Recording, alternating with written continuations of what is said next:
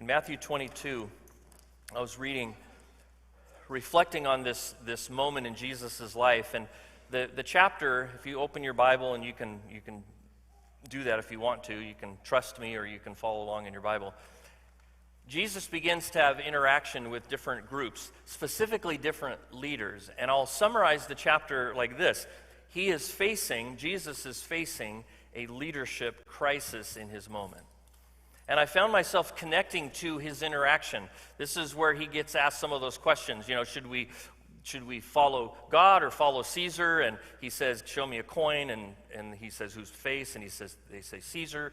And he makes that famous declaration, render or give to Caesar what is Caesar's, and then give to God what is God. And then the Sadducees want to talk to him about, they don't believe in the resurrection, but they want to trap him, and so they start talking about marriage, and if someone's married multiple times, what does it look like afterwards? And so he deals with that. And then the Pharisees come, and the Herodians come, and they want to know about the Messiah, and they want to know who is Jesus the Messiah? And he talks about David, and he's walking through, he's encountering all these representations of leadership in his day. And I thought, it's not unique to his day, is it? Leadership fail or leadership crisis. I would suggest that we are living in a moment of leadership crisis. Now hold on, because I know where most of our minds go. I'm not talking political. I'm not talking economic. I'm not talking corporate. I'm a sports fan, and I lament what's happening in sports, but I'm not even talking about a leadership crisis in sports or in education. All the typical places that we look and go, yeah, and we point out leadership failure. That may all be true, but when I say we're in a leadership crisis, I'm not talking about those institutions or those aspects of society. I'm talking about on a much deeper level, because as I am interacting with Jesus in this chapter, he's really interacting with the leadership crisis that is represented in, across the board, a misunderstanding of what leadership really is, and how it's to be lived and how it's to be practiced. And this is not something new for him.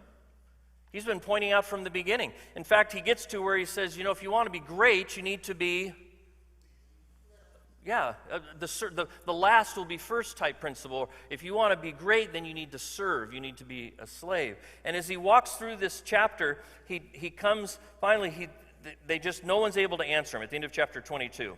He makes a statement about the Messiah. And so from that day on, no one dared to question him. And so he turns to the crowd in chapter 23, and his disciples are there, and he begins to talk about leadership, the scribes and the Pharisees, and their experience, the disciples' experience with leadership. And it's interesting to me as I was studying this that he's defining leadership in the realm of spiritual growth. That is, God's intent that leadership would produce spiritual growth in other people.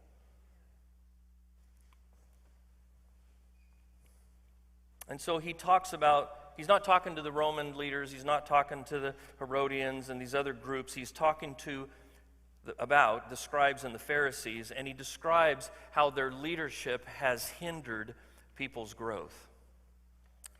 See, maybe we can summarize God's perspective towards leadership in that way, and just in this way, that God intends leadership to grow other people, to serve other people.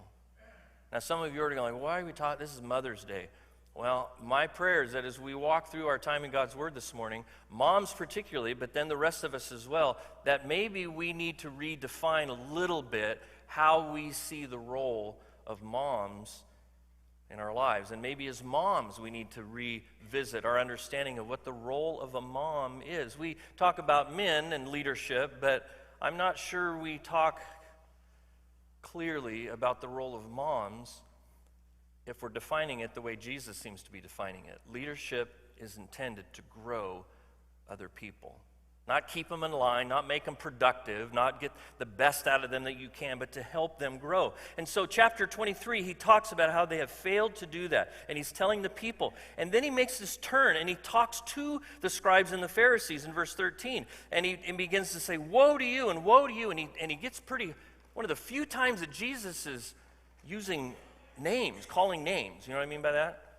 hypocrites, whitewashed tombs, snakes, vipers. He starts telling them about and analyzing their leadership. Woe to you, woe to you. You can read through there. Woe to you. You do this, you don't do that. You're not doing this. Woe to you, woe to you. Verse 33, snakes, broods of vipers. How can you escape being condemned to hell?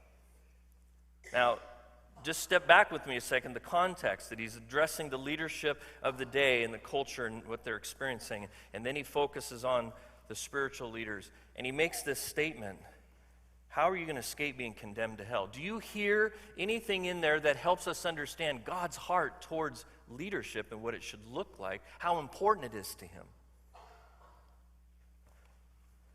And then he says this, and we're familiar with these words in verse 37.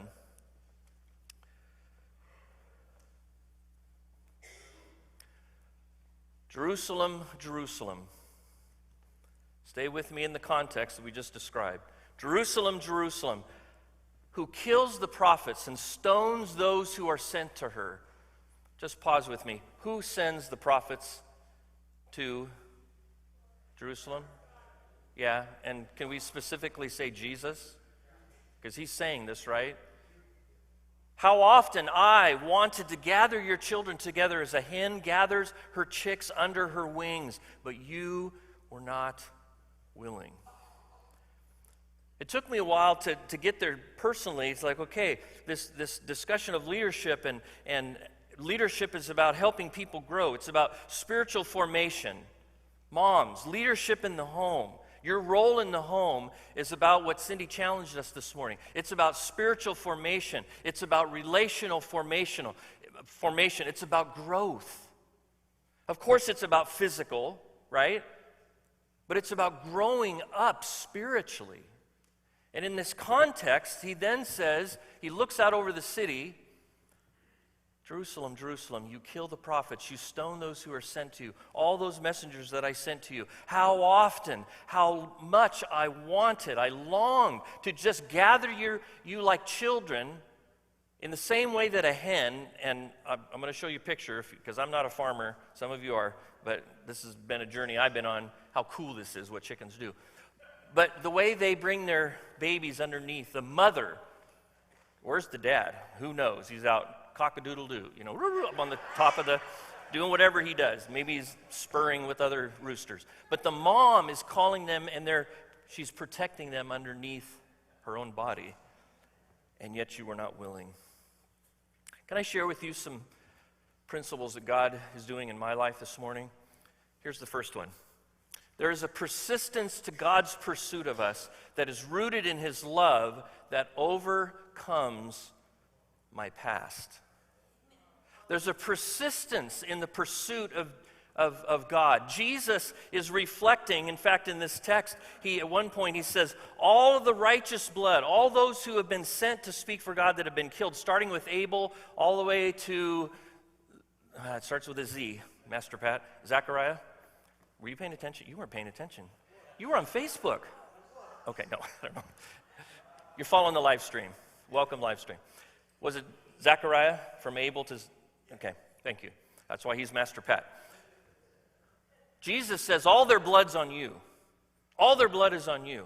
There's a long past of God's people rejecting God. Would you agree? Stiff-necked people. He's looking over, don't miss it, he's looking over Jerusalem. This is the city that he put his name on. For God so loves the world, but he put his name on a city called Jerusalem. And I will build a place there where I will come and meet with people in the temple. That's significant. They have a long history together. There's a persistence to God's pursuit. Are you hearing those words? Think about your own journey. If you've known God, maybe you don't even know God. Maybe you're here because it's Mother's Day and you're not even sure who Jesus is and why you're here. I'm telling you, God has been pursuing you for a long time. And the reason he has pursued you is because of his love for you. And if you're saying, well, if you knew my past, if you knew what I had done, well, they had killed and stoned everyone sent to him. And he is probably about a week away, less than a week away, of being crucified himself by the same people. And yet, what does he say? How often I wanted to gather your children together. There's a persistence to God's pursuit of you and me. And it's rooted in love so deeply that it overcomes, it conquers your past. I stand up here before you as a man who has a past of struggling with submitting to God. Not before I came to know Jesus, that was true too, doing my own thing. But when he captured my heart and I responded in faith to the gospel and said, yes, I want to be your child, my struggles were over. No. And so I continued to build what is now my past of resisting and slaying those messages that he would speak to me, that he would send, his pursuit of me. And I hear in the words of Jesus, I hear it in his heart, that he pursues us because of his love. And you need to hear this. Some of you, and you know who you are, some more than others. All of us need it, but some more than others. You're carrying around this big, heavy weight of your past. Maluli mentioned maybe an expression of that in his prayer as a mom. Maybe you made mistakes. Maybe you made choices you wish you could change. Maybe you didn't do things you wish you had done. And you're carrying that weight around your neck, saying, man, how in the world why in the world would God love me, pursue me? It's because of his love, and it is so deep, it is so strong, that his love for you overcomes your past, and he continues to call you to come and gather under his wings. Jerusalem, Jerusalem, who kills the prophets, stones those who are sent to her. How often I wanted to gather your children together as a hen gathers her chicks under her wings, but you were not willing. Here's the second principle that God spoke to me this week. There's a goodness to his plan. There's a goodness to his plan. Now, just pause. That word plan is a loaded word, right? In this context, Jesus is reflecting on what? In the context, he's reflecting all the way back to Abel. And what happened between Cain and Abel, and then everything there, and then all the way to the end of what we would know as the end of the New Testament, all that he had done to build for himself a people, a redeemed people that would show the world who God is. That was the purpose of Abraham's call. That's always been the purpose of God working in our lives, is to show the world who he is. It's not about us. Did you guys know that? Sorry, I popped some of your bubbles. It's not about you. It's not about us. It's about him. It's about him being known for who he truly is. And all this plan that he had, and the giving of the law, and the promise of the Messiah, everything that happened, there's a goodness to his plan. Can you agree with me? Can we? There's a goodness to his plan that's rooted in his truth. It's rooted in the truth of who he is and the truth of who we are. You tracking with me? If you haven't read Romans recently, go back and read Romans. Our sin starts right in chapter 1 and goes through this problem, this mess. And there's yet a plan in the mess that it's good. It's rooted in his truth, and it exposes my foolishness. Did you hear me say that? Mom, did you hear me say that? I finally get it. Becky, she wasn't paying attention, so I can take it back. It exposes, his truth exposes my foolishness. And you can own whatever you want of this, and you can ignore whatever you want. But I'm just owning this publicly. We think we're in control. Come on. I had surgery this week, at the beginning of the week. That's all you need to know. I had surgery, going through the recovery. One of the things is I can't drive. And so Friday, Becky, it's good and bad being married to a nurse. I'll just leave it at that. She goes, okay, you can drive. Woohoo! I'm 14 years old, getting my permit. Yes, or 15, whatever. So Friday, she goes to work. I'm home recovering. So Friday night, she's going to come home, and I'm going to get to drive. We're going to go to a family birthday party, and we're going to hang out for a little bit, and then we're going to go to get dinner together, and then we're going to go to Costco and buy some flowers for Mom, and we're going to get some food for the young marrieds group on Saturday night, and man, it's going to be a good night. We go to the birthday party. We come out. We get in the car, and the car's dead and won't start. It had done this a few weeks earlier. And we sat for 3.5 hours in a strange neighborhood waiting for a tow truck to come. And as I sat there, I stewed. Anybody know me? I stewed, and I stewed, and I stewed, and I had to come to terms with something, friends. I am not in control. Now, there's a goodness to his plan, and his plan is built on the truth of who he is and who I really am, who we really are. We're not in control. We think we're the top of the food chain. I've had a few experiences with animals that remind me that's not true, but we think that, right? We think our future is ours to rule, ours to be in control of. We think we know what we need. Moms, how many times have your kids told you they know what they need, right? We think we know what we're doing. We think we know what we're doing. But here's the truth. Watch this.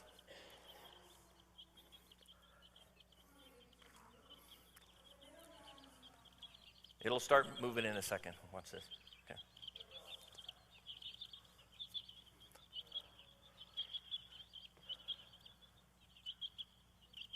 Oh, who was that? That's me. That's me. I had a friend send this to me. I was talking to a group of ladies about this idea of chickens, and she sent me this video that day, and I watched this video a bunch of times, and it wasn't until probably the fifth or sixth time at the very end where he paused it, I realized, that's me. See, the truth is, we're all going our own way. Have you ever watched a mother hen with her chickens in an area? And the baby, I call them tennis balls with feet. You know, they're just running around doing their thing, totally oblivious. There can be danger, whatever. They only see what's in front of them on the ground. You know what they're eating. That's us. I didn't bring this metaphor to the table. Jesus did. That I want to gather you like a mother hen gathers her chickens underneath and protects you under my wing. Because we're all going our own way. We're all looking out for ourselves. Aren't we? I mean, God's working and He's shaping and He's renovating us. And thank you, Cindy, again for just sharing how He's working. It's not. I don't want to not acknowledge and recognize that God's working. But at the end of the day, when we are honest with ourselves, my nature is still, I want to look out for me.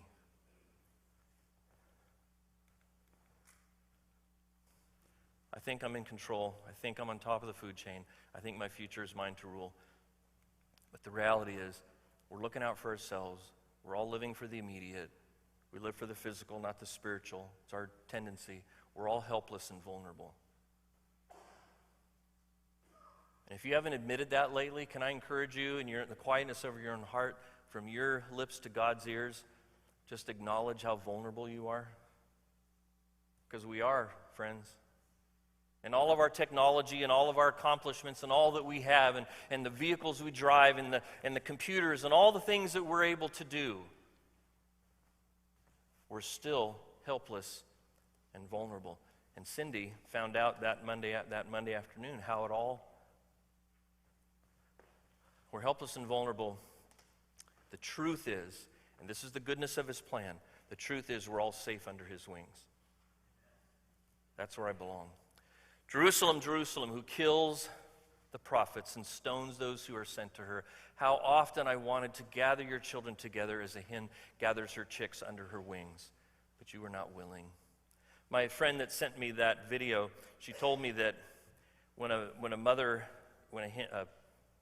hen is sitting on eggs and preparing for the babies, she plucks the feathers out from underneath here.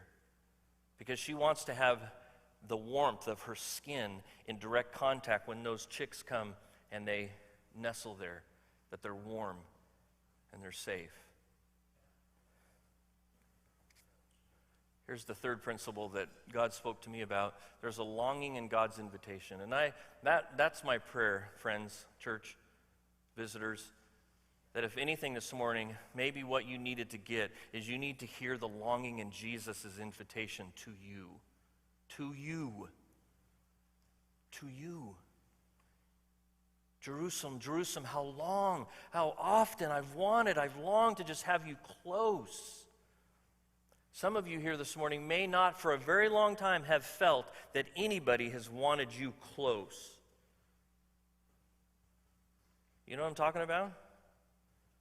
Because of our our mess, our brokenness, our failures, the aroma that our life is giving off.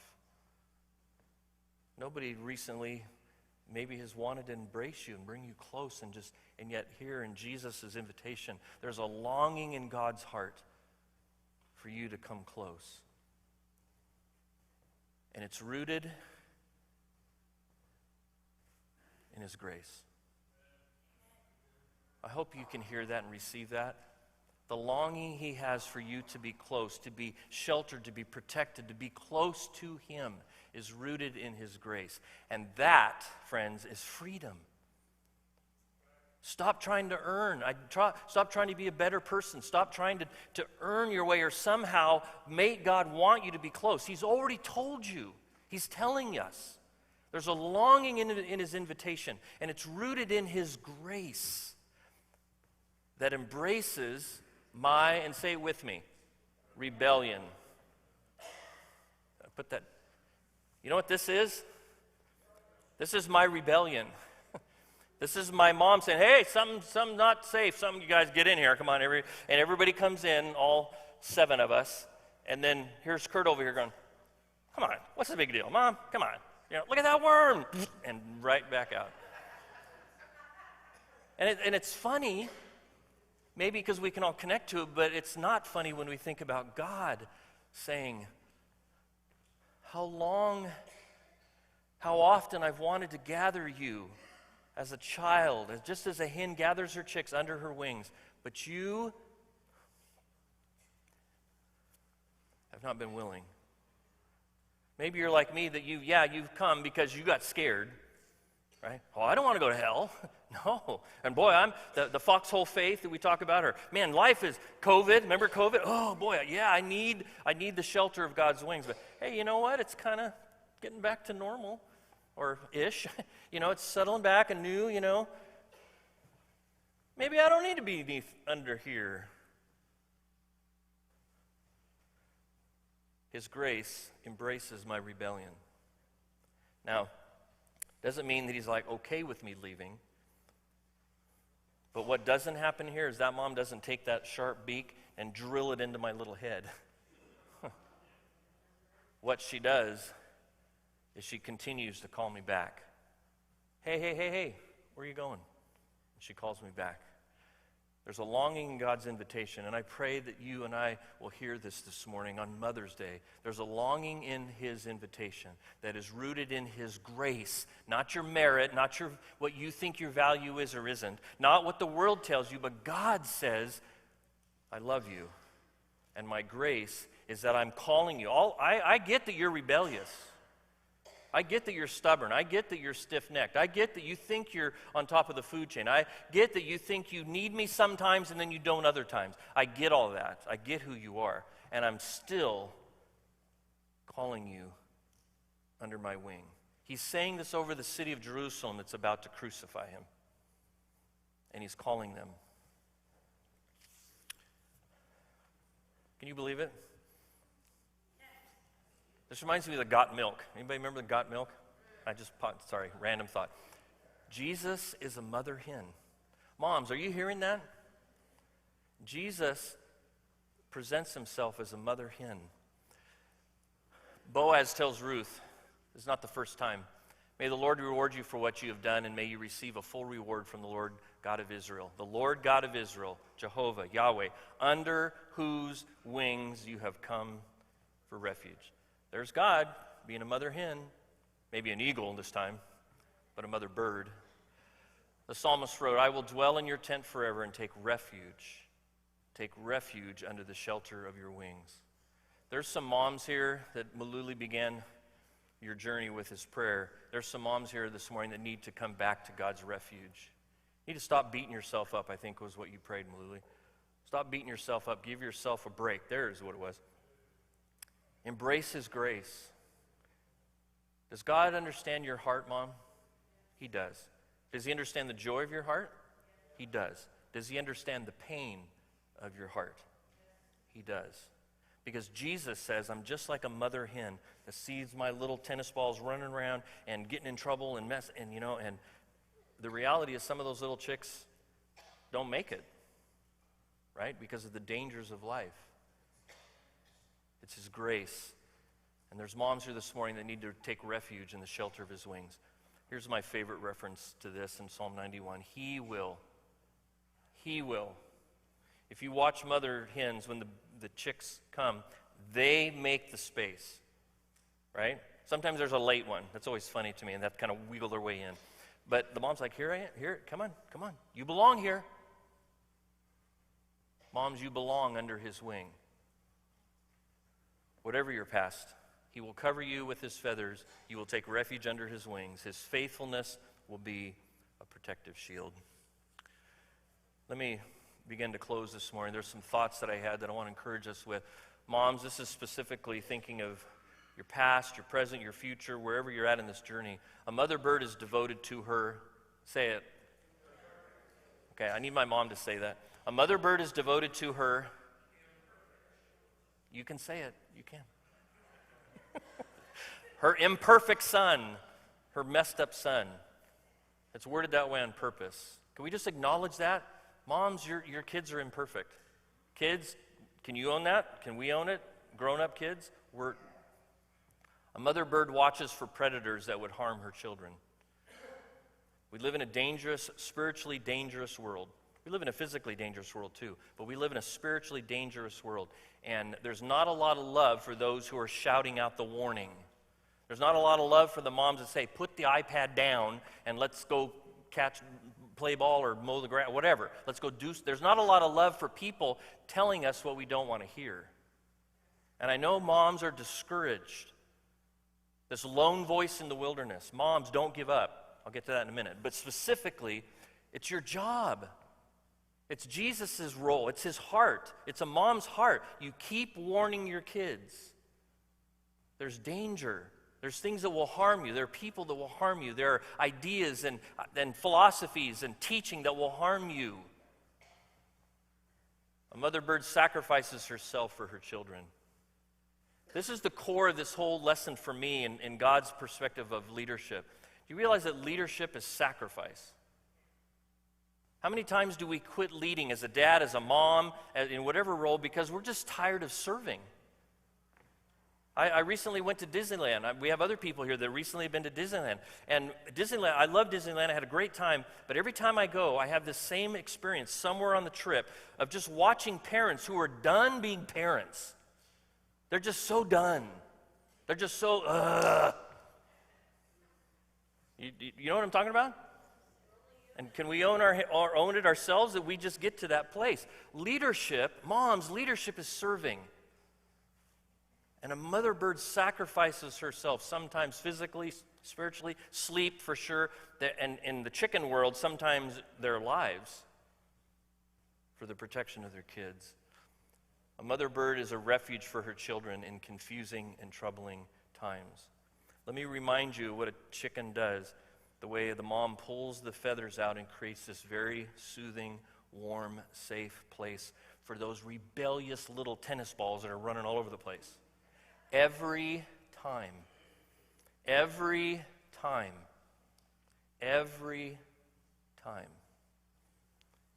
she's a refuge. And moms, we need to honor that. Nobody's perfect in this, and I want you to own this morning that we're all not, we don't do this perfectly. We can all grow in this, but it doesn't change God's heart towards moms. You are to be a refuge for your children when they're rebellious, when they're prickly, when that little chick comes in and has got thorns all over in his little thing, and then whoop, right up against mom's tender skin. Ow! All right, come on. Jesus presents Himself as a mother hen. The role of the mother hen is to be a refuge in confusing and troubling times. Do we get confused and do we get troubled? Do we get ourselves in our own messes? We do. Let me speak to all of us for just a second. I hope you heard His invitation. Whoever you are this morning, whatever your story, whatever your background, don't miss His invitation. How long, how often I have wanted to call you, and I want you to be close. I want you to be under the protection of my wings. I have sent to my people prophets and the message and the law, and then God sent his son, and they're going to kill his son too. And yet God did that knowing that was going to be the immediate outcome, because the long-term outcome was that we would be able to know what love is. We would be able to know what the truth is. We would be able to know God's heart towards us as rebellious little tennis balls. Don't miss his invitation. Many of you have embraced his invitation. Some of you have not.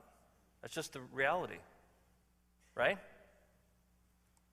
Don't miss his invitation. And for us as well, this is where I landed this week. The leadership crisis that, whenever it happens in a culture, but the leadership crisis that we're facing today begins and ends at home.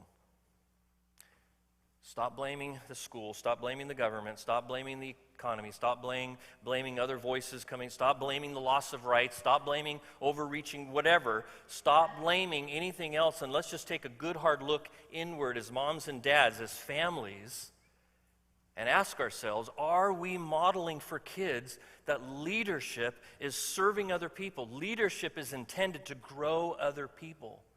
These precious little lives that God places in our family, whether it's biological or adoption or spiritual adoption, these young lives that he places in our realm of influence, it's so that we would lead them, we would serve them, we would show them, model for them who Jesus is. Amen. The leadership crisis that we face in any given time, I believe, began at home, and it will get resolved at home.